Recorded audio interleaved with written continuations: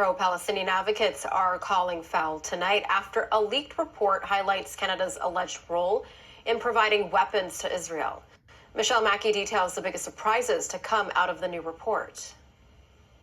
A Library of Parliament report shows that in 2024, more than $18 million worth of Canadian military goods and technologies were sent to Israel.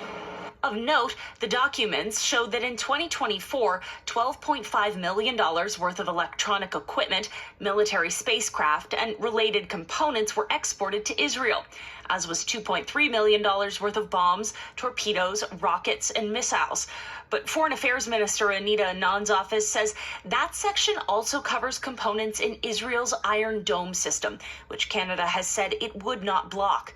The report also says 2 permits for exports of Canadian military goods and technologies were issued in 2024, and 164 previously existing permits were used. But Minister Anand maintains that Canada has not approved the export of any lethal weapons or munitions to Israel since January 8th of 2024, and says she'll hold companies that have done so accountable. Que ça c'est le cas.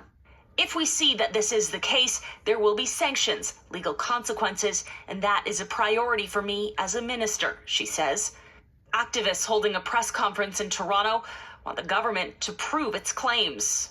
Minister Anand cannot dispute government data with a written claim and no evidence. Now, Minister Anand's office also says if an export permit for an item used to protect civilians is requested, it will be approved. The Palestinian Youth Movement says Anand is using technicalities to justify the data. If there were no arms sales happening at all, there would be no technicalities to dispute. Prior to the Library of Parliament report, which Minister Anand's office says has been made publicly available for some time, a separate report issued last week looked at tax and shipping records and found Canadian military goods had been received in Israel as recently as July. Anand said a number of claims in that report were misleading and significantly misrepresented the facts. For City News, I'm Michelle Mackey.